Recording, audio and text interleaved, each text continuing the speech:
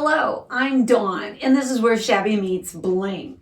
Tonight I am going to be using a whole bunch of thrifted items to create something very special for my Christmas decor. This is Christmas Town, where we are making all things Christmas. I would like to thank my co-host Monica from Up All Night DIY and all the other fabulous contributors to this playlist. You're going to find the links to her channel and this playlist in my description box below.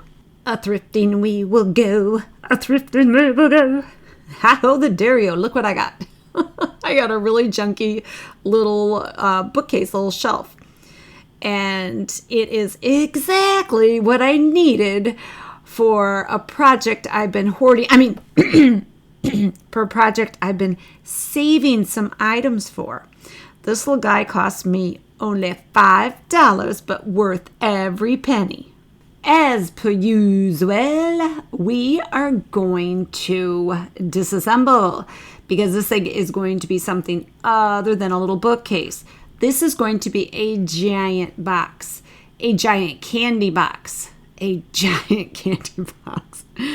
I am using my needle nose pliers and a straight edge screwdriver to remove these old school little nuts and bolts from my little shelf.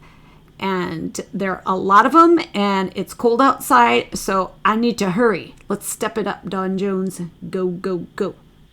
I finally get that last bolt out, and this is what I'm left with.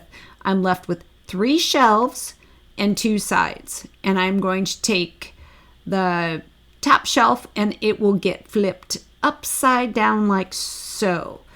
And we're going to do some interesting things to these shelves, at least 2 of them, to make them feasible to do what I need them to do in my candy box. I'm starting with the 2 side pieces. I need to cut them down. Boxes are flat at the top, and that's what we need this to be. I use my framing square to get a nice straight edge, and then I take both pieces at the same time over to the chop saw, and I get them nice and even pushed up against that fence, and I give them a cut. Now on to my shelves. I want some holes in these. Not really holes like squares. They need to accommodate something that's going to go, the candy. They need to accommodate the candy, which I'm going to have poking out the top of my box. So I am just going to create some holes in the top 2 shelves. Once again, I'm just using my framing square to create some lines. I am not being exact about this because I don't know exactly where I want them. I do know I want at least 3 of these little square pockets in the top of the top shelf. And I probably am going to do maybe 4 or 5 in the second shelf. The third shelf on the bottom is going to remain intact so that the candy will not fall through the bottom of the box. I drill pilot holes on all 4 corners of the squares I want to cut out. That way, my jigsaw blade will slide right into that hole and I can cut out my little square. And it's pretty easy. Now, I'm telling you right now, if you've never used a jigsaw, don't try it unsupervised. Better safe than sorry. Now, here you see I've got my top shelf done. I can put an item in through one and it will go down in through the other, and they can stagger so they can lean sideways. It's not going to be just one empty cavity all the way down through my box. For my second shelf, I get my suggestion of where I want my little squares with my framing square, and I will do the exact same process. I will drill holes in all 4 corners of each of my little squares that I've decided I wanted, and then I will cut them out with my jigsaw. Because I have flipped my shelf upside down, that top shelf, I am left with these big holes from the bolts and the nuts, and I am filling it with some wood filler because this is going to be visible somewhat. Maybe yes, maybe no, but either way you look at it, I'm going to fill these holes before I do anything else on my top shelf.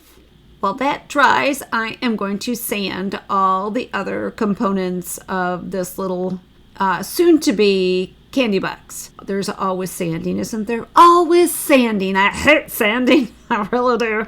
But it's necessary because you know what we're doing next? We're going to paint. I am going to use house paint. This is an antique white house paint, and I've used it on many projects, and it's fabulous to use on wood. It is a satin color place house paint.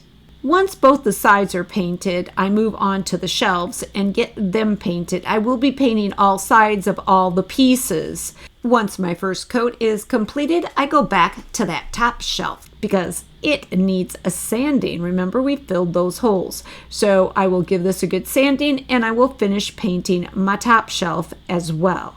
Well, we're making a box, and a box needs more than two sides and a top and a bottom. This piece of Luan was cut to size to fit right inside the middle of my shelves, and I am giving it a nice coat of that antique white paint. After I've painted both sides of this Luan, I will be assembling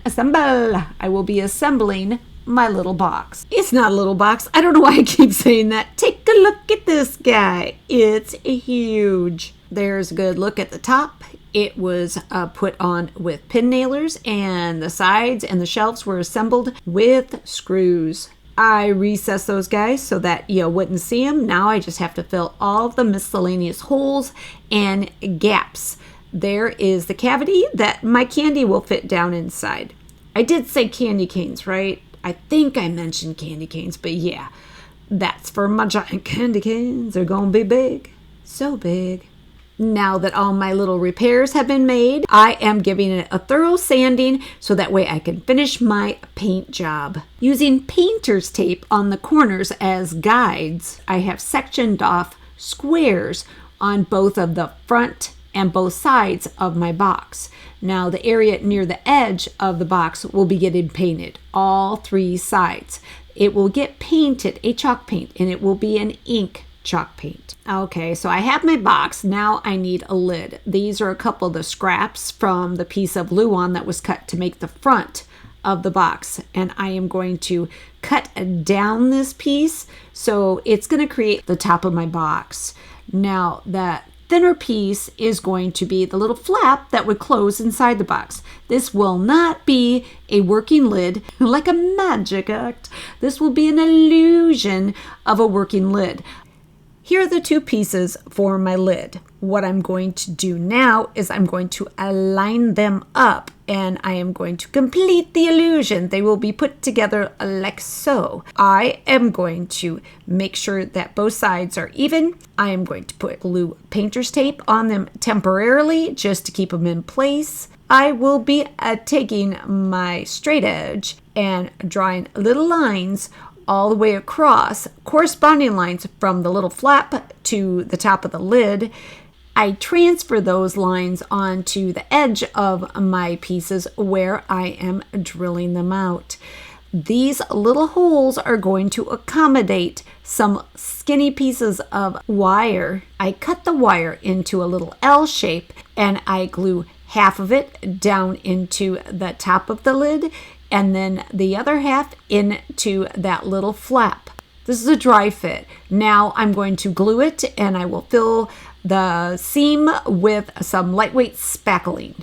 My faux lid is dry, and I have sanded it. I'm getting off all of the little residue, and now I'm going to paint it. It has to match the rest of our box.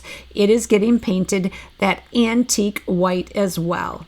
Our box is getting a lot of details, but it needs a label. All boxes have labels, so I'm going to jump into Canva and create a label, a big one and two smaller ones for the side of our candy box. I have picked a bunch of images that I am going to seam together to create a label. I will be changing the colors of some of my items, changing the filters, adding shadows, and some text. This needs to say candy canes. So it will say candy canes, and I'm going to add the name of a company at the bottom and how much those candy canes are going to cost. I will also, as I said, be making a side label. I will be having the front label printed at a print shop, as it will need to be very big. When they are done, I will Mod Podge them on to my kind of box. Candy boxes need something, and this one needs candy canes. Well, how you gonna get giant candy canes? You're gonna make them. I'm gonna make them from these walking canes that I've been collecting for about 3 years now for this very project. They range from $1 to $4. That's the max that I have paid for these, and most of them are just a couple bucks. I am thrilled with the variety that I found. They are different shapes, different heights. They are pretty darn cool. Now, these two canes had weird ends on them, so I simply cut them off. Chop saw, thank you. And now everybody is gonna get sanded. All of my canes. I'm going to do 7 large candy canes for this project. And once they're all sanded, they're gonna get a coat of cottage white chalk paint by Plaid. The entire cane will get painted, as will his 6 box baits. You can see I'm using a clamp to hold it in place. This just makes it much easier to paint these canes, which are a very weird shape and they don't stand up on their own. After my initial coat was dry, I came in, changed the position of my clamps. That way I can paint the areas that were inaccessible to me the first time around. They all did get 2 coats in total to make sure I had them completely covered. A white cane is just an old person's cane. I shouldn't say that. I'm old, so stop it, Dawn. You're going to need one of these one day, and I'm going to be walking around with one that's striped like a candy cane. That's what I'm doing now. I'm adding my stripes. They will be stripes, but you can see what I mean. The area that I'm using the painter's tape on is going to remain white. And then the area that is white, that is visible still, will get painted. All of my candy canes will be different. I am using this size painter's tape on a few of them, and I will be using a much wider painter's tape on one of them, and I will be doing a total different design on 2 of them. Now, the spacing is always going to be different. It's almost impossible to get them spaced out identical every time. And when you get to the top, it gets tricky. At this point, you're going to need to piece together your tape. The angles are different. Those curves are a nightmare, but it's worth it. You'll see what I mean. But you just take your time, you piece together with your tape. Your stripes are going to be closer together at some points, and they're going to be more narrow at others. But just take your time, piece it together, and you'll be super pleased with the outcome. These are the 2 canes that I'm doing completely different. Their stripes are going to be a vertical versus kind of horizontal. And I don't have a really thin painter's tape, so I'm cutting this in half. And by doing 2 canes at the same time, I don't have to worry that my tape is going to curl up on itself and get stuck. I just cut it apart. I take my tape and I push it up one side of one cane and the other part of the tape up the other side. And this seemed to really work well for me. This does get super tricky once again when you're going around the handle because of the curves. And when you get close to the top, you take your 2 different parts of your tape, cut them apart, and work each one separately. I have run my tape all the way around the top of that curve, and it has created some folds, which I am now cutting out. I am not cutting out all of the tape. I'm leaving the edge on the opposite side. As you can see, there's like almost little teeth there. I'm going to be playing like connect the dots here with this thinner piece of tape. I will be running it all the way around, and now it won't be gapping, and I won't have to worry so much about bleeding under my tape when I go to paint it. And another way to stop that bleeding is to coat my edges of my painter's tape with Mod Podge. I am painting my canes now. This cane is getting painted crimson red. It is a Waverly chalk paint, and you can see the one that's laying there is wrapped with that thicker painter's tape that I was telling you about. I will also be painting 2 of my canes with a sky pink Waverly chalk paint.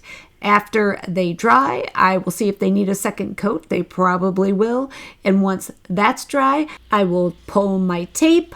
I will touch up any paint that needs to be touched up, and I will give them a coat of gloss Mod Podge. I will be decorating the top of my candy box with some of this beautiful greenery that I picked up at half off at Hobby Lobby. I will also be making a bow from this really pretty plaid black, white, gray, and silver ribbon.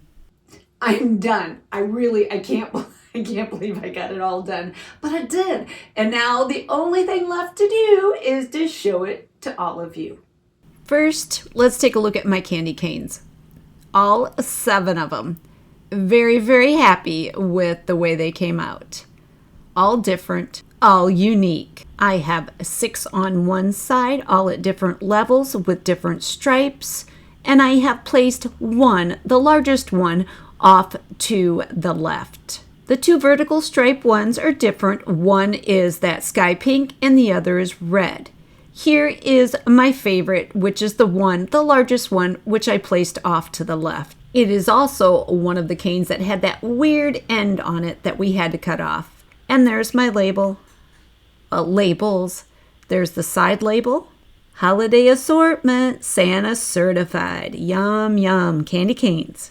I like the way the trim really makes my labels pop. And do you see how big that front label is? It is huge. It is 18 by 24. And I added extra little flowers and candies around the perimeter for extra impact. Now you can see why I had to have this printed at a print shop. Here's the greenery that I added in that bow. I even added a few glass ornaments to resemble the berries in my label. And I did not neglect the other side of the box. There's the other side label. You know, just in case someone peeks around the corner and wants to see it. I really am happy with this giant candy cane box. Overall, she stands nearly 4 feet tall with the candy canes out the top. I even added lights. Of course I did. Hey, if you can light it up, you should light it up, especially at Christmas. Maybe the next time you see an old shelf and some walking canes, you pick them up and give this a try. This piece will sit proudly at my front door to greet all that enter. I might even put a little basket of real candy canes there just for fun. I am so happy with the way my giant candy cane box turned out. Thanks again to Monica for joining me in Christmas Town, where all things are Christmas. You're going to find the links to her channel and this playlist in my description box below. I hope you enjoyed this video. If you did, give it a like, share it with your family, your friends, anybody that loves interior decor, thrifting, DIYs, Christmas, and Christmas decor. You can follow me on Instagram, and don't forget to check out my shop on Etsy. Ring the bell for notifications of all my upcoming videos. Leave me a comment. I would absolutely love to hear from you. Don't forget to subscribe. It's a great way to support my channel. But for now, this is Dawn with Shabby Meets Bling. Thank you so much for watching. I look forward to seeing you next time.